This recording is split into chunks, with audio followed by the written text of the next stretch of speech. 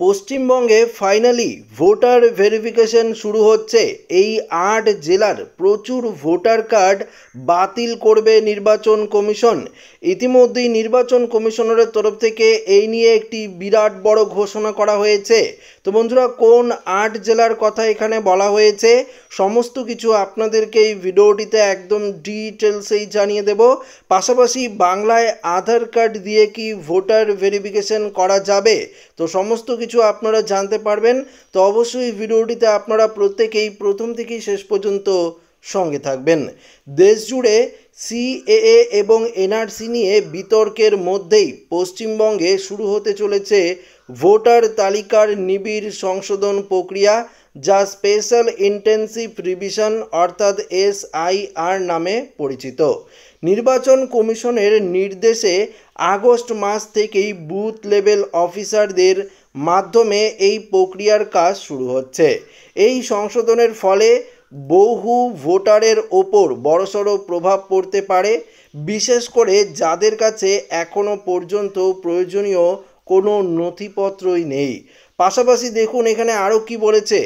নির্বাচন কমিশনের তথ্য অনুযায়ী গত ৩ মাসে নতুন করে ভোটার তালিকায় নাম তোলার আবেদন জমা পড়ার সংখ্যা উল্লেখযোগ্যভাবে বেড়েছে। মার্চ মাস থেকে মে মাস পর্যন্ত যেখানে মোট আবেদনপত্র ছিল 2,33,130টি, সেখানে জুন থেকে আগস্ট মাসের প্রথম সপ্তাহে এই সংখ্যা কিন্তু বেড়ে হয়েছে, দেখুন পরিষ্কার বলেছে, 10,04,666টি, যা 4 গুণেরও বেশি। এর মধ্যে মোট আবেদনের প্রায় 58% এসেছে রাজ্যের সীমান্তবর্তী জেলাগুলি থেকে। তো বুঝতেই পারলেন, যদি আপনাদের ভোটার ভেরিফিকেশনের সময় কোনো রকম ভুল করেন তাহলে কিন্তু আপনাদের এই ভোটার ভেরিফিকেশন সম্পূর্ণ ক্যান্সেল হয়ে যাবে।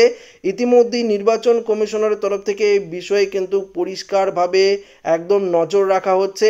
যারা নতুন করে ভোটার কার্ডে আবেদন করছেন বিশেষ করে তাদের ওপরেই কিন্তু নজর রাখছে নির্বাচন কমিশন। সীমান্তবর্তী জেলাগুলির মধ্যে রয়েছে যেমন কোচবিহার, উত্তর ও দক্ষিণ দিনাজপুর, মালদা, মুর্শিদাবাদ, নদিয়া এবং উত্তর ও দক্ষিণ 24 পরগনা। মোট এই 8টি জেলায় প্রচুর পরিমাণে কিন্তু আবেদনপত্র বেড়েছে।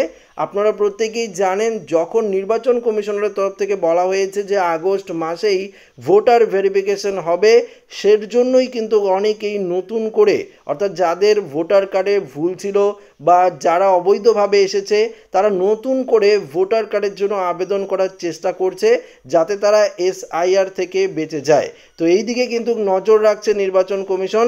পাশাপাশি কমিশনের এই পরিসংখ্যান কর্তাদের অবাক করছে।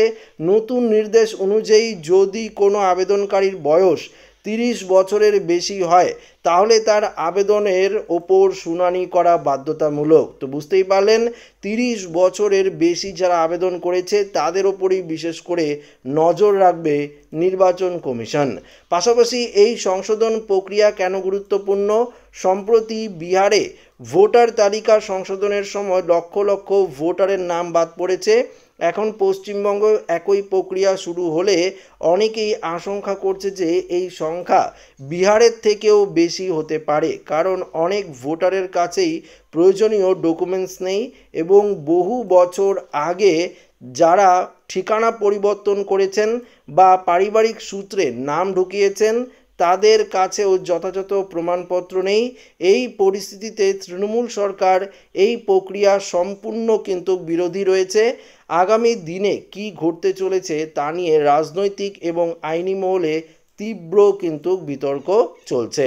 ভোটার তালিকা সংশোধন নিয়ে আবার নির্বাচন কমিশনকে আক্রমণ করলেন বাংলার মুখ্যমন্ত্রী মমতা বন্দ্যোপাধ্যায়। তার প্রশ্ন, 50 বছর আগে যারা জন্মেছেন তাদের জন্মের শংসাপত্র পাওয়া যাবে কি করে?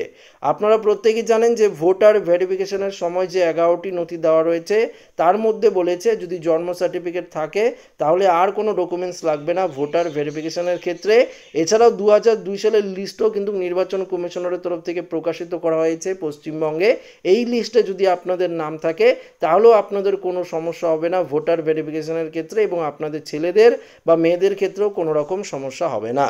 তবে মুখ্যমন্ত্রীর বক্তব্য, ভোটার তালিকার নিবিড় সমীক্ষার জন্য যেসব নথি চাওয়া হচ্ছে তার অনেক নথি সাধারণ মানুষের কাছে নেই।